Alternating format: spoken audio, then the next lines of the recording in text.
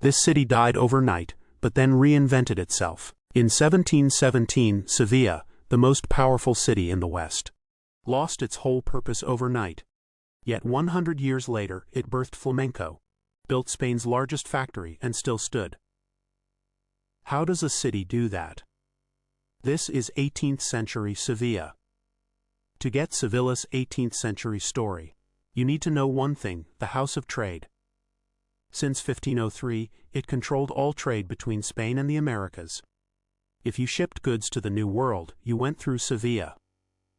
Silver from Mexico or Peru, it landed in Sevilla. There was no other way. It was the law.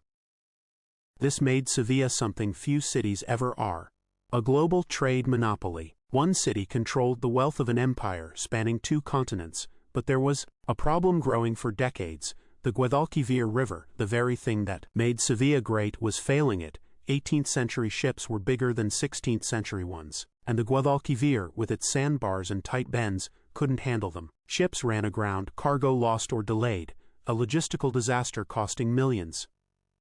Philip V, Spain's first Bourbon king, made the call in 1717. The House of Trade moved to Cádiz. Then the king signed a decree and Sevilla lost it all at once. What happened? Merchants left, businesses closed. The city, once home to 150,000, saw its population drop to 80,000. And here's the story hardly anyone tells. Imagine, you're a foreign traveler. You arrive in Sevilla in 1750. You know nothing of its past. You just see the city for the first time. La Giralda, standing for 900 years, built by the Arabs in the 12th century with ramps instead of stairs, so the caliph couldn't ride up on horseback. Today it has 24 bells, each with a name. At its feet, the cathedral. When the canons decided to build it in 1401, they wanted the biggest Gothic church in the world. It still is today, and inside lies Christopher Columbus. By the river, the Torre del Oro, standing for 5 centuries, built by the Almohads to defend the port. In 1760, mid-18th century, they added the small dome topping the tower today. It's pretty much the only visible change that century made. And the Alcázar, Europe's oldest royal palace, still in use.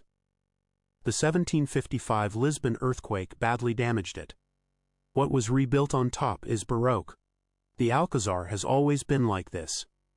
Each century adds a layer without erasing the old ones. But the biggest change the 18th century made to Sevilla in stone isn't any of these. In 1785, Charles III turned the Casa Lona, a 16th century building, built as the empire's stock exchange, into the General Archive of the Indies. 80 million pages, maps, letters, explorer journals, population censuses. The written memory of 2 continents in one building. Today, it's a World Heritage Site, just 20 meters from the cathedral. Everyone knows this building. It's the University of Sevilla. Tens of thousands of students pass through daily. Most don't know this wasn't a university in the 18th century. It was a factory.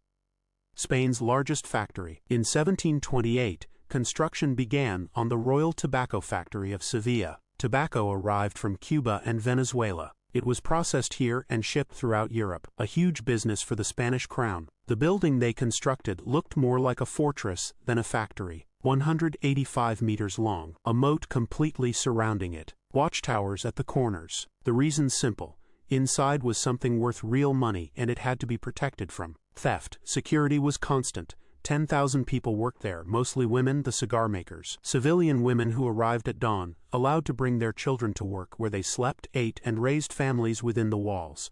Their own culture inside a factory. 80,000 people.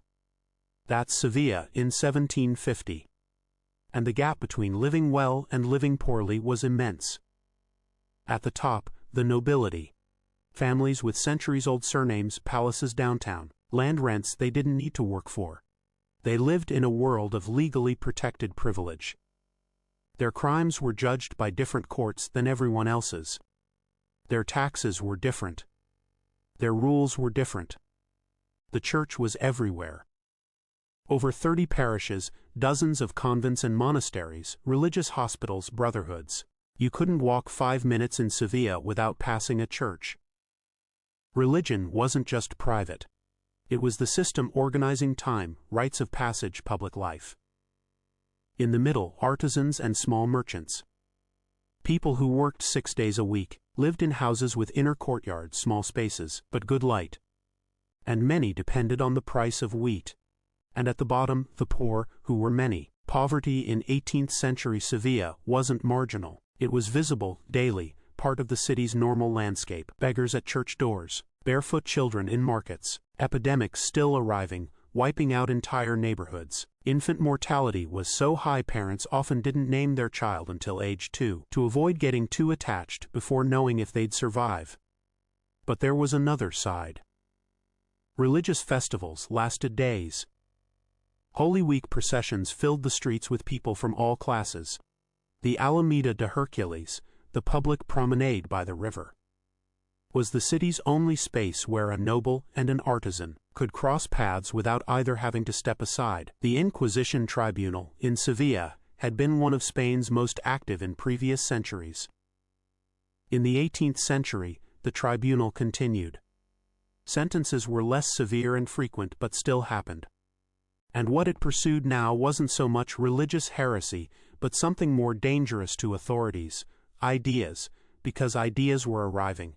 The Enlightenment, that intellectual movement, born in France and England, saying reason should be above tradition, knowledge based on facts, not faith. Governments need to reform for progress. Books spread, travelers bring them in. Seville, a port city with global ties, is where these ideas first land. King Charles III knows Spain can't be left behind. From 1759 to 1788, Charles III enacts the most sweeping reforms in centuries. He expels Jesuits, overhauls admin, boosts industry and education, and limits the church's state influence. In Seville, the Economic Society of Friends of the Country forms.